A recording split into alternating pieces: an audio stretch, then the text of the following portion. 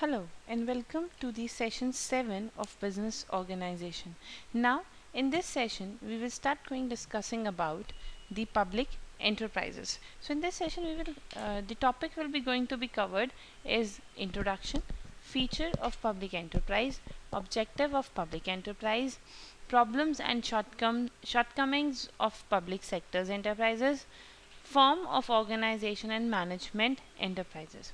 So yes, as the list of topics was discussing, we were going to be discussing about the public enterprises. What is public enterprises? In simple terms, we can say that it is the enterprise owned by government or any public authority. ये वो enterprises होती हैं जिसको एक government की जिस पे controlling ज़्यादा होती है या फिर किसी भी तरीके की public authority की public की authorities उसके पास ज़्यादा होती हैं.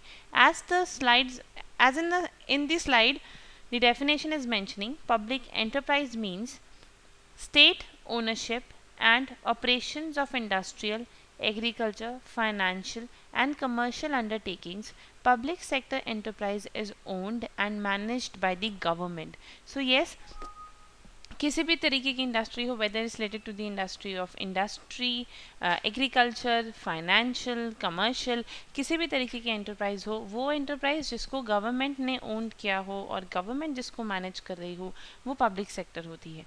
So yes, the term public enterprise denotes a form of a business organization owned and managed by the state government or any other public authority. So these are those which is governed or managed by the state government or any public authority, as we discuss. Now we were moving towards what are the various needs for the public enterprises. एक public sector की या एक public enterprises की ज़रूरत क्यों होती है. So why the needs to enter into the public enterprises. सबसे पहली नीड है need for the planned economy. If you were saying about the planned economy, that is taking a responsibility to plan in that way which help your economy to perform or grow. इस तरीके से आप काम करेंगे, इस तरीके से आप चीज़ों को प्लान करेंगे कि वो आपकी इकोनॉमी में फर्दर हेल्प करेंगी, आपकी इकोनॉमी को परफॉर्म करने में फर्दर हेल्प करेगी. Yes, in order to take the economy towards the planned direction, the director participation of a state in industrial and commercial enterprises is necessary commitment. So yes, that is एक proper direction, proper तरीके से जब हम अपनी enterprises की हर activity को, चाहे वो कमर्शियल एक्टिविटीज़ हों, चाहे वो उसकी मैन्युफैक्चरिंग या इंडस्ट्रियल एक्टिविटीज़ हो, हम प्लान करते हैं just for the beneficiary of our economy. That's comes into the need for the planned economy. Then need for the sound industrial base to work on a build of an a sound industrial background. सिर्फ एक हमारी economy में या एक country को एक अच्छा industrial background, एक अच्छा इंडस्ट्रियल बेस देने के लिए भी हमें पब्लिक एंटरप्राइजेस की ज़रूरत होती है. Then the third one, establishment of socialistic pattern of a society, that is the government of our country having been committed to the objective of establishing a socialistic pattern of a society. हमारी government खुद हमेशा सिर्फ profits या benefits earn करने के लिए नहीं होती. that benefits are always working for the society. So in that terms, work to increase the society or work to increase the level of societies. आपकी इन सोसाइटीज़ को सोसाइटीज़ के स्टैंडर्ड को इंक्रीज़ करने के लिए, सोसाइटीज़ के लेवल को increase करने के लिए, सोसाइटी में रहने वाले लोगों की लिविंग्स को इंक्रीज़ करने के लिए हमें किसी ना किसी तरीके की इस्टेब्लिशमेंट की ज़रूरत होती है जिसमें पब्लिक सेक्टर हेल्प करता है. Then fourth need is creation of a developmental demands. That means public company is also need to create and influence certain kind of a demands which are institutional and helpful in promoting the process of economic development.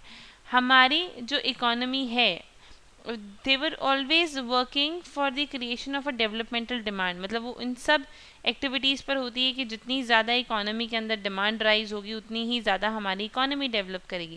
That's very obvious कि yes, जितने ज़्यादा हमारे person engage होंगे, demands को rise करें, so automatically वैसी आगे further हम डेवलपमेंट भी करते रहेंगे.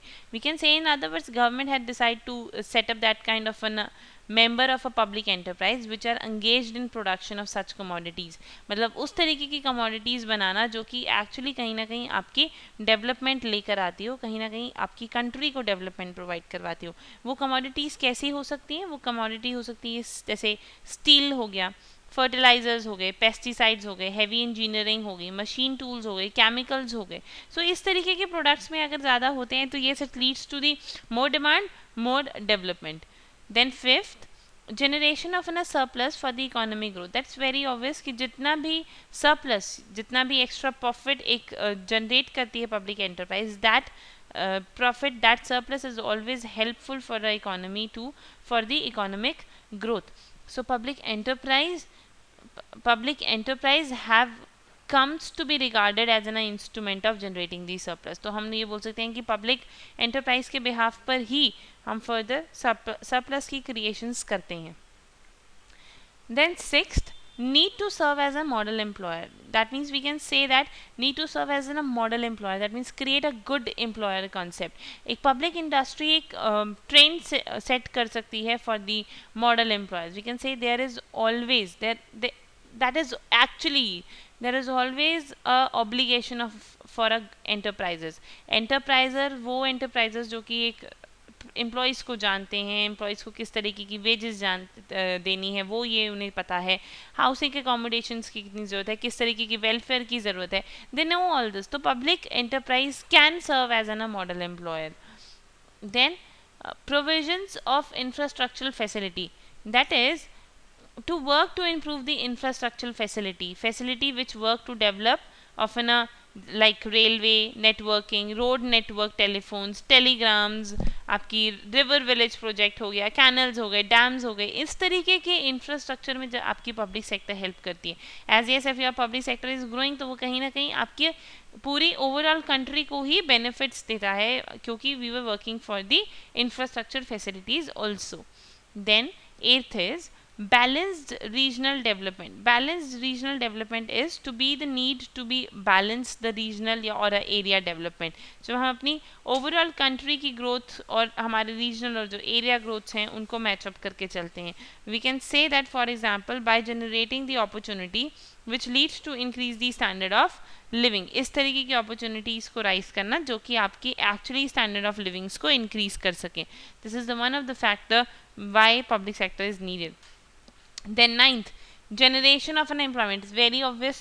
If there is in a public sector, if there is a growing and a healthy public sector, so automatically it's generate the employment opportunities. वो उतनी ही ज़्यादा employment opportunities लेकर आते हैं. Then equal distribution of a national income. Proper distribution of financial resources of economy.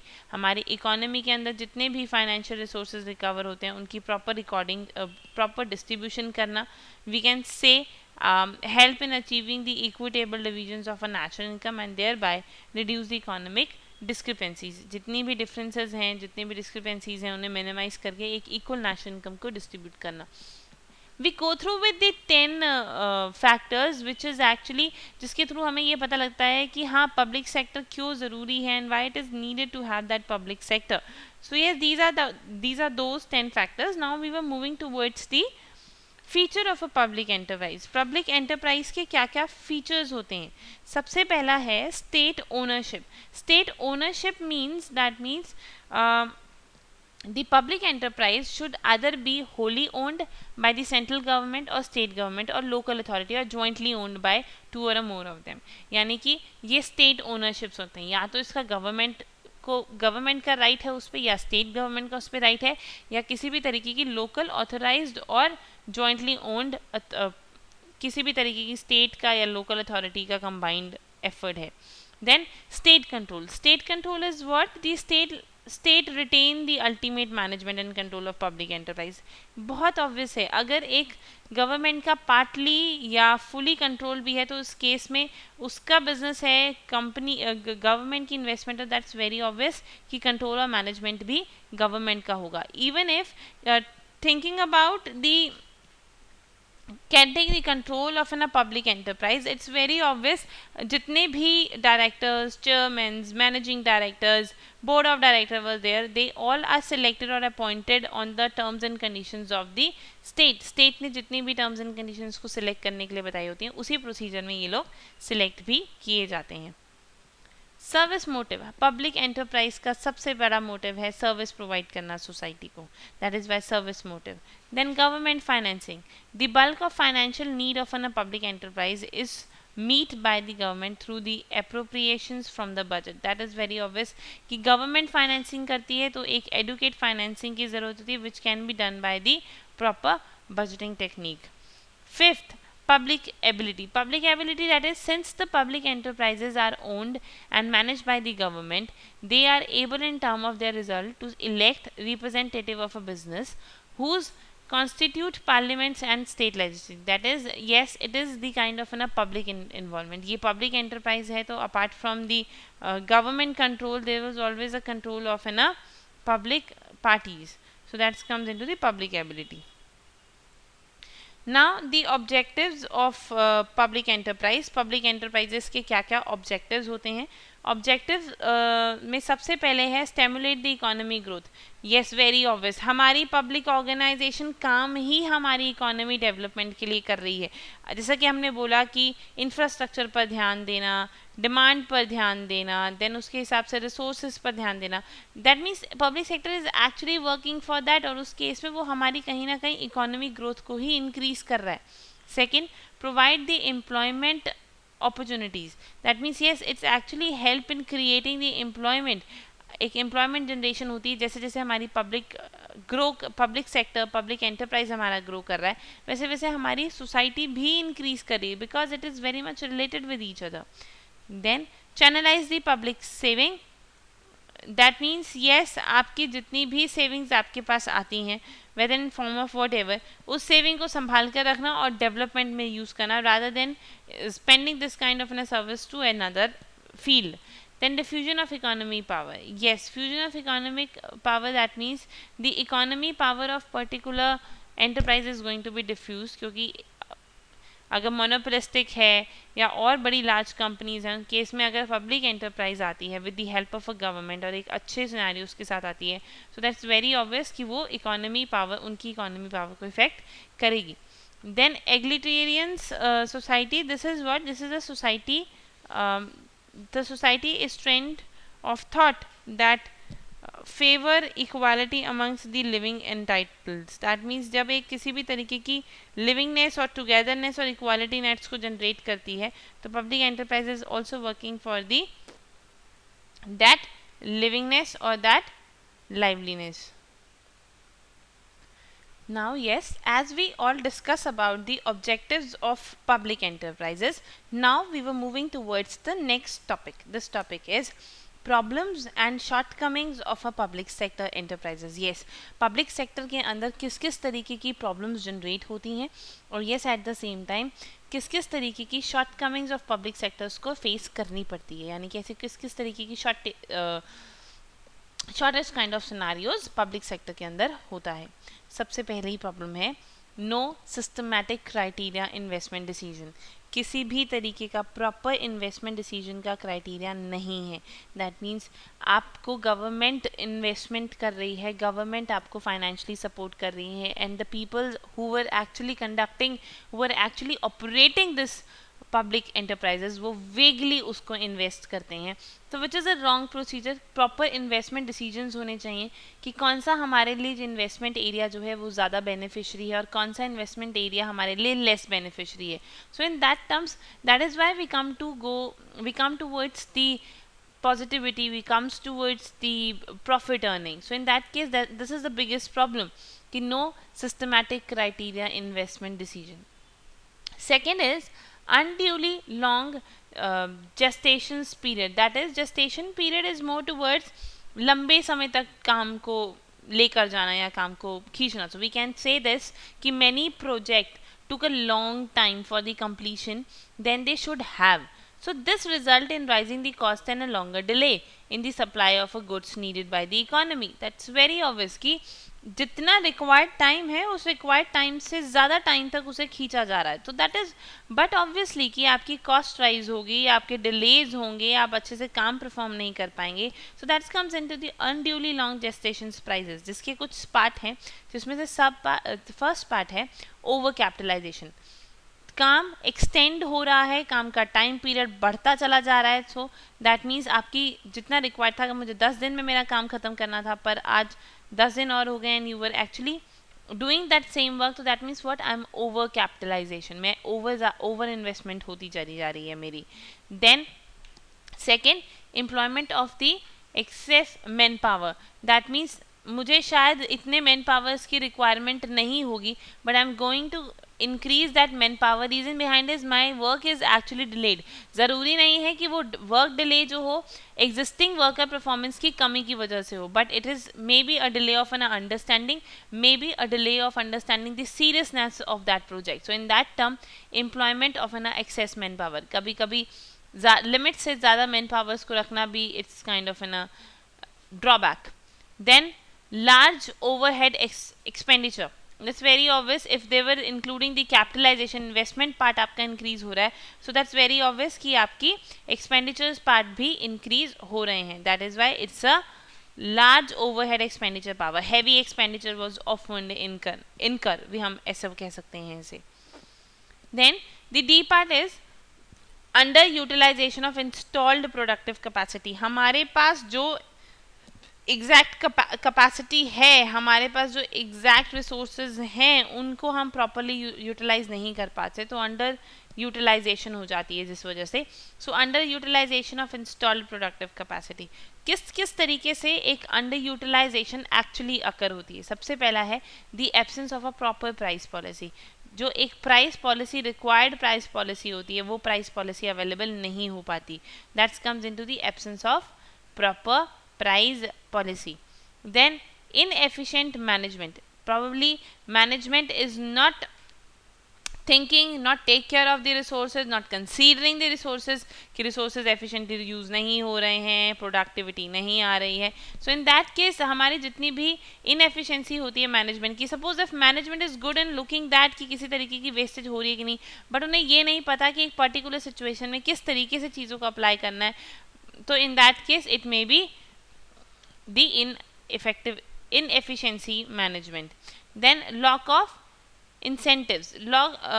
lack of incentives का मतलब हो गया आपके जितने भी workers होते हैं, they didn't never get the extra benefits जो कि एक employee को उसकी performance के बाद मिलने ज़रूरी होते हैं, या it is kind of a right of that particular employee जो कि मिलने ज़रूरी होते हैं. Then lack of coordination among the various public sector unit. That means आपके जब जितने भी पब्लिक सेक्टर्स हैं उनके बीच में आपस में कोऑर्डिनेशन और लैक ऑफ कोऑर्डिनेशन बहुत ज़्यादा है, वो आपस में बातचीत नहीं कर रहे, कोऑर्डिनेट नहीं कर रहे. सो दैट्स वेरी ऑब्वियस कि एक ये भी रीज़न हो सकता है under utilisation of installed productive capacity. Then lack of research and development. एक कंपनी एक्चुअली सारे फंक्शंस अच्छे से परफॉर्म कर लेती है, but the company is fail to perform the proper research and development. अगर वो प्रॉपर रिसर्च एंड डेवलपमेंट नहीं कर रही, दैट्स वेरी ऑब्वियस कि उसकी रिकॉर्डिंग्स जो है it is considered as zero. So in terms में हम ये बोल सकते हैं कि जितनी भी रिसर्च एंड डेवलपमेंट वाला कॉन्सेप्ट जो होता है, अगर वो रिसर्च एंड डेवलपमेंट प्रॉपर तरीके से आपका नहीं हो पा रहा है, सो अल्टीमेटली वो क्या हो जाता है, it is becomes the zero. आपके जितने भी किए हुए एफर्ट्स होते हैं वो भी सारे ज़ीरो हो जाते हैं.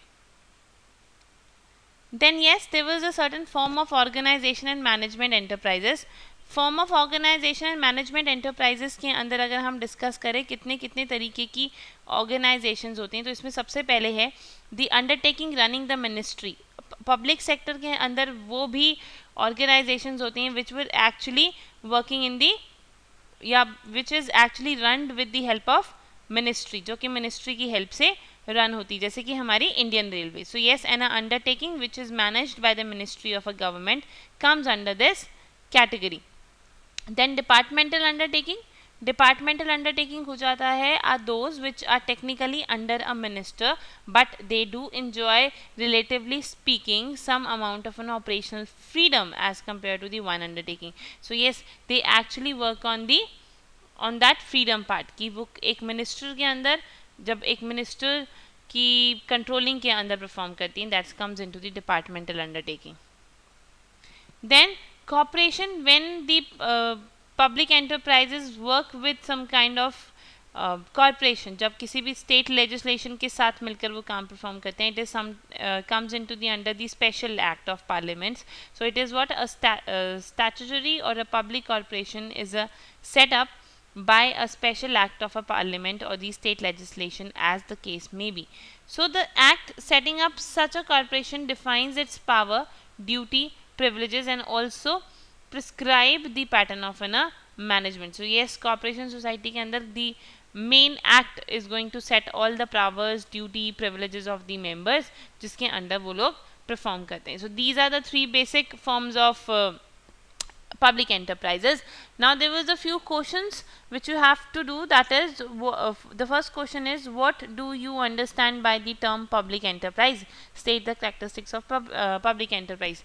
पब्लिक एंटरप्राइज की सारी डेफिनेशन और उसके करेक्टरिस्टिक्स जो कि हम लोगों ने स्टडी किए थे, विच आर नियर अबाउट 7 और 8, सो आपको वो डिस्कस करने हैं.